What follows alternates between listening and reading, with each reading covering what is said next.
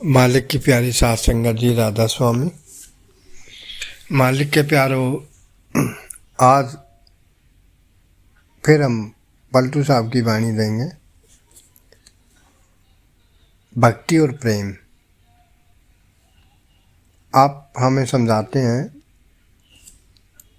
कि इस दुनिया में अनेकों प्रकार की भक्ति है, मगर हमें एक ही भक्ति की तरफ ध्यान देना है। आप कहते हैं, एक भक्ति में जानो और झूठ सब बात, और झूठ सब बात करे हठ योग अनारी। विचार करने योग्य बात है कि आप कह रहे हैं केवल एक भक्ति ही ऐसा साधन है जिससे हम इस भवसागर को पार कर सकते हैं। अन्यथा जो भी साधन हम अपनाते हैं, कोई भी साधन हमें मुक्ति नहीं दे सकता, इस जीवन के सच्चे उद्देश्य को पूरा नहीं करा सकता। केवल और केवल नाम की कमाई, उस शब्द की कमाई के जरिए ही हम आवागमन के चक्करों से छूट सकते हैं, बाकी कोई दूसरा साधन नहीं है।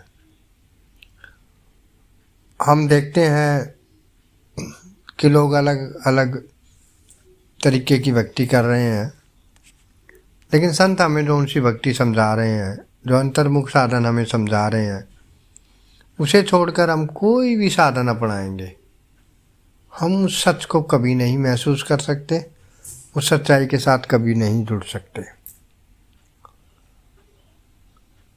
हम विचार करके देखें कि बचपन से हमने जो किया, जो हमारे बड़े बुजुर्गों ने समझाया, वो एक नींव थी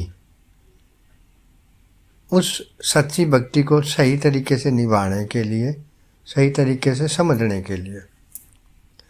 मगर हम सारी ज़िंदगी उसी में लगे रहें, किसी वाकिफकार की शरण ना लें, किसी से मार्ग ना लें और अपने मन की बताई मर्जी से करते रहें, तो क्या हम उस सही उद्देश्य को पूरा कर पाएंगे? सही मंजिल तक पहुंच पाएंगे? उस परमात्मा के कभी दर्शन कर पाएंगे, कभी मिलाप कर पाएंगे? तो इसीलिए पलटू साहब हमें कहते हैं, और सब झूठ बात करे हट जोग अनारी। कि जो भी लोग हैं, कुछ अज्ञानता के कारण हठ योग कर रहे हैं। उस हठ योग में बहुत सारे योग आते हैं, जैसे तप करना, जप करना, पानी में खड़े हो जाना, एक पैर पे खड़ा होना, अनेकों प्रकार के अलग अलग योग। पलटू साहब अपनी वाणी के अंदर कई योगों का जिक्र भी करते हैं, लेकिन हमें किस साधन का इस्तेमाल करना है? हमें तो जो योग अपनाना है वो शब्द सूरत योग है। वो शब्द सूरत योग हमें मिलेगा कहाँ से? संतों से। वाणी कहती है, जो अक्षर तू लेण को आयो, राम नाम संतन घर पायो। मगर हम मन के बहकावे में आके, और मन इतना डरता है, उसे इतना डर लगा हुआ है कि उसे अपने असल की तो याद नहीं, पहचान नहीं। संत समझाते हैं डरने की आवश्यकता नहीं, मगर वो इतना डरता है, पता नहीं दुनिया से इतनी मोहब्बत करके बैठा है, यहाँ रिश्ते बनाकर बैठ गया, यहाँ ज़मीनों जायदादों को अपनी बांध कर बैठ गया, और इन्हीं के खोने के डर से हमें डराता रहता है। सही साधन की तरफ हमें लेकर ही नहीं जाता, और जो भी कोई शाना बुजुर्ग हमें समझाता है उसी को मन में ले लेता है। संतों और महात्माओं की बात को मानता नहीं। स्वामी जी महाराज कह रहे हैं, संतन की कोई एक न माने, संतन की कोई टेक न जाने। कि देखो कितने दुख के साथ कहना पड़ता है कि संतों की बात कोई नहीं मानता। सिर्फ वेद और शास्त्रों को पढ़ते हैं, उनको भी हम समझ नहीं पाते। समझाने वालों ने उसे कभी अमल में लाए नहीं, अंतर्मुख गए नहीं, वो भी बाहर ही उसका तर्जमा बनाकर हमारे सामने रख देते हैं, और हम उस तर्जमे के अनुसार उन भक्तियों में लग जाते हैं। तो पलटू साहब हमें चेतावनी दे रहे हैं, समझा रहे हैं कि भाई आप सही मार्ग पर नहीं हो। आप कहते हैं ब्रह्म दोष को तो ले, काया को राखे जारी, प्राण करे प्राणायाम कोई, फिर मुद्रा साधे। आप कहते हैं कि जो शरीर तेरा ब्रह्म ने तुझे दिया है, यानी उस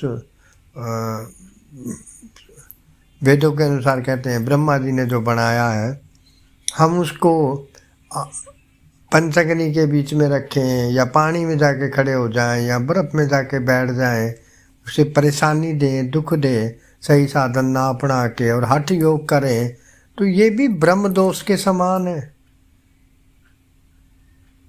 इससे भी वो परमात्मा नाराज़ होता है कि तेरे को इतना अच्छा मनुष्य जामा मिला, इस जामे का सही साधन सही तरीके से इस्तेमाल ना करके हठ योग में लग के इस शरीर का और चौपट करके बैठ जाता है। युगों युगों में ये मौका मिला, कोई एक दो दिन में हमें मनुष्य जामा नहीं मिल जाता। अक्सर संत महात्मा समझाते हैं कि अगर 1 वर्ष की भी एक योनि हो जाए तो 84 लाख वर्षों के बाद मौका मिलेगा।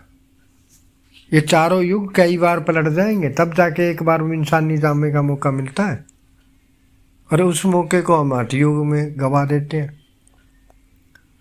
प्राणायाम करके, अनेकों मुद्राएं करके तो ब्रह्म दोष नहीं लगेगा, इस काया का नाश करने का दोष हमें नहीं लगेगा। आत्मघाती महापापी, ये तो एक तरह से आत्मघात हो गया।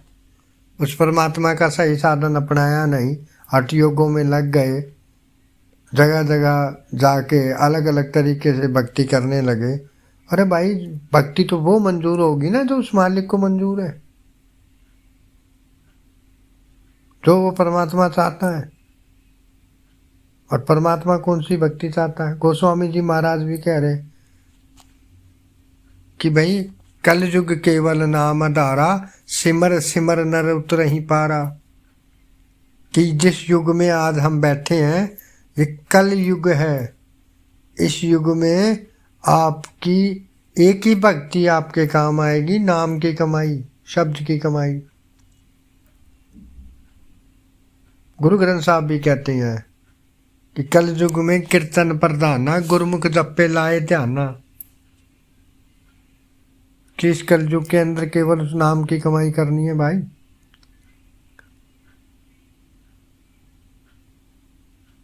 और गुरुमुखों के बताए हुए मार्ग पे चलना है। जो वो साधन समझाते हैं उस साधन को अपना के उस सच्चे ध्यान को लगाने की कोशिश करनी है। मगर हमारी हालत हम जानते हैं। आप कहते हैं धोती नेति करे कोई, ले श्वास साधे। बताओ, अब सोचने वाली बात है कि हम हठ योगों में लगे हुए हैं, प्राणायाम कर रहे हैं, धोती नेति कर रहे हैं, अनेकों प्रकार के साधन अपना रहे हैं। इतना सहज साधन जो परमात्मा ने हमारे लिए रखा है, उसमें क्या दिक्कत है? क्योंकि इन योग हठ या योग करने में हमें मन को नहीं ठहराना, सिर्फ शरीर को परेशानियां देनी है। लेकिन जो परमात्मा ने हमारे लिए नाम भक्ति रखी है, जो संत महात्मा हमें समझा रहे हैं, उसमें मन को ठहराना है। और मन इतना बेकाबू हो चुका है कि वो ठहरना नहीं चाहता। और वो ठहरना नहीं चाहता तो हम उस भक्ति को निभा नहीं पाते।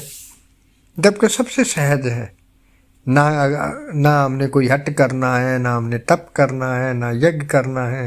यही महात्मा पलटू साहब कहते हैं, पलटू जप तप के किए, सरे ना एको काज, भव सागर के तरण को सतगुरु नाम जहाज। कि अगर हम भव सागर को पार करना चाहते हैं और इस जन्म का सही उद्देश्य पूरा करना चाहते हैं तो सतगुरु नाम जहाज, कि गुरु के बताए मार्ग पे चलना पड़ेगा, गुरुमुखों के बताए साधन पे चलना पड़ेगा। फिर आगे आप कहते हैं उन मुनि लावे ध्यान करे 84 आसन। कोई साकी शब्द, कोई तप, कुछ के दासन।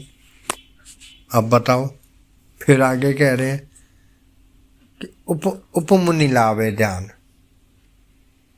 कि भाई कोई ध्यान लगा रहा है, कोई अलग अलग 84 प्रकार के आसन है, कोई उन आसनों में लगा हुआ है, कोई साखियाँ ही सुना रहा है, कहीं शब्द कीर्तन ही हो रहा है, कोई तप, कोई तप कर रहा है, कोई कुछ कर रहा है। मगर संतों को क्या मंजूर है? स्वामी जी भी अपनी वाणी में एक जगह कहते हैं, धुन सुनकर मन समझाई, कोट जतन से ये नहीं माने, धुन सुनकर मन समझाई। भाई कितने भी साधन कर लो, कितने भी इंतजाम कर लो इस मन को मनाने के, मगर ये मानेगा तब जब ये शब्द के साथ जुड़ेगा, धुन के साथ जुड़ेगा। और वो कब जुड़ेगा? जब कोई गुरुमुख प्यारा गुरुमुख जपे लाए ध्याना, कि गुरुमुख के बताए साधन पे चल के इस मन को सही तरफ मोड़ेंगे और इसे नाम की भक्ति की तरफ लगाएंगे, तब जाके काबू आएगा। राजस्थान के एक महात्मा हुए, उन्होंने कहा है कि मन मूसा पिंगल बया पी पारा हरि नाम, कि जब ये उस शब्द उनके साथ जुड़ेगा तब जाके ये ठहरेगा, तब सिमरन करना शुरू करेगा। जब ये सिमरन करना शुरू करेगा तब ध्यान ठहरना शुरू होगा। जब ध्यान ठहरना शुरू होगा तब हम समाधि में जाएंगे। जब हम समाधि में जाएंगे तब उस शब्द और उस प्रकाश को महसूस कर पाएंगे। आज के युग में हम देख रहे हैं क्या हालत हो रही है। चारों तरफ हमारी आंखों के सामने कहीं भूकंप आ रहे हैं, कहीं बाढ़ आ रही है, कहीं कुछ तबाही का आलम हमारे नज़रों के सामने है। और ये तबाही परमात्मा नहीं, हम खुद लेके आए हैं। इंसान ने यहाँ सब कुछ चौपट करके रखा है। प्रकृति के साथ मजाक करा है। प्रकृति ने अगर हमारे साथ मजाक करा तो हम डर गए। हर बार कोई ना कोई आफत लेके खड़े हो जाते हैं। यहाँ संत महात्मा हमें समझाने आते हैं। पलटू साहब कहते हैं, आग लगे अंबर में जड़ जड़ गिरे अंगार, संत ना हो जगत में तो जड़ मरता संसार। आग लगी है भाई, हमने अपने कर्मों से इस दुनिया को आग में डाल दिया है। जब बाहर इतनी अगन है, अंदर में कितनी अगन होगी हमारे, क्योंकि हमारी करनी ही हमारे सामने आ रही है। कर्म संत महात्मा बार बार कह रहे हैं, बाबा जी भी कहते हैं, करनी आपो अपनी क्या नेड़े क्या दूर, कर्म जो जो करेगा तू वही फिर भोगना भरना। स्वामी जी कहते हैं, क्यों नहीं विचार करते कि हम अपने अंतर में जाएं, उस सच्ची भक्ति को अपनाएं और उस मालिक के साथ मिलाप करके सदा सदा के लिए छूट जाएं। हम तो यहाँ पता नहीं कितने हजारों सालों का प्लान बना के बैठे हैं। संत महात्मा समझाते हैं, इंसान ही इतना बेशब्रा है कि जिनको देखा नहीं उनके लिए जोड़ रहा है। जानवरों की हालत हमसे ज़्यादा बेहतर है। जितनी ज़रूरत है उतना खाते हैं, बाकी दूसरों के लिए छोड़ देते हैं। और इंसान दूसरों का हक मारने में लगा है, दूसरों के हकों पे अपनी आंखें जो लगा के बैठा है। फिर मानवता कहाँ है? जब हम अच्छे इंसान नहीं बन पाए तो फिर उस परमात्मा से नजरें मिलाने लायक कैसे हो सकते हैं? परमात्मा ने हमें अपनी सूरत में बनाया है, ये वेद शास्त्र कहते हैं, लेकिन कर्म है हमारे उस जैसे, निभाते हैं हम उस चीज़ को। फैसले कर्मों के होने हैं भाई, फैसले हम लोग के होने हैं। हमारी रंग रूप नहीं देखेगा, हमारी जात पात नहीं पूछेगा। साईं बुल्ले शाह कहते हैं, अमला उत्ते होण निवेड़े खड़ी रहन गया जाता, कि भाई हमारी जात नहीं पूछनी, हमारी बिरादरी नहीं पूछनी, हमारा देश नहीं पूछना, हमारे बैंक बैलेंस नहीं पूछेगा, हमारे कुल खानदान नहीं पूछेगा। हमने उस परमात्मा के प्रति कितनी ईमानदारी निभाई है, अपने संतों सतगुरुओं के कितने वचन माने हैं, सिर्फ इतना ही देखा जाएगा। हमारी करनी देखी जाएगी, हमारी भक्ति देखी जाएगी, बाकी कुछ नहीं देखेगा। बाकी फिर हिसाब किताब होगा, और जैसी करनी होगी वैसा ही फल मिल जाएगा। इसलिए हमें चाहिए कि हम संतों और महात्माओं की बात मान के अपने जीवन को ढालें, अमल में लाएं, और इस भक्ति के सही मार्ग को अपनाने की कोशिश करें। अंत में पलटू साहब कहते हैं, पलटू सब परपंच है, करे सो फिर पछताए। एक भक्ति में जानो और झूठ सब बात। कहते पलटू सब परपंच है, करे सो फिर पछतात। कि भाई आज लग रहा है कि जो मैं कर रहा हूँ वो बिल्कुल सही है, लेकिन जब इसका हिसाब देना पड़ेगा, फैसला आएगा, तो महसूस हो जाएगा कि जो हमने किया है उसके लिए नहीं भेजा गया था, और जो हम नहीं करके आए उसके बिना हमारा गुजारा नहीं था। तो इसलिए हमें संतों और महात्माओं की बात माननी है। पलटू साहब की इस बात को मान के उसे एक भक्ति में लगना है। पलटू साहब ने एक जगह बड़े खोल के कहा है, पलटू एक ही एक है, दूसर ना है कोई। जब परमात्मा एक है, उसे मिलने का साधन भी एक ही है, दूसरा कोई नहीं है, और वो साधन संतों के पास है। हमें संतों के शरण लेनी है, संतों से विनती करनी है। अगर वो हम पर दया करके अपनाते हैं, अपने नाम के साथ जोड़ते हैं, जैसे जीवन जीने का वो हमें हुक्म देते हैं, वैसे ही अपने जीवन को जी के उस परमात्मा से मिलने की कोशिश करनी है। बाकी जिम्मेदारी उनकी है, जो हमें अपनाएंगे, अपना शिष्य बनाएंगे। संगत से विनती है, जो भी सुनते हैं, जहाँ भी अपने संतों और सतगुरुओं के साथ जुड़े हैं, उनके वचनों को मानकर अपने जीवन को भक्ति में लगाना है। भक्ति में लगाने का भाव ये भी नहीं है अपने परिवार से मुख मोड़ना है। घर बैठे आज कुछ कमाइए, संतों का उपदेश। तो सतगुरु का जो उपदेश है वो यही है कि जीते जी भवसागर पार जाना है। मरने के बाद की जिम्मेदारी कोई नहीं होती, जीते जी उस चीज़ को महसूस करना है। राधा स्वामी।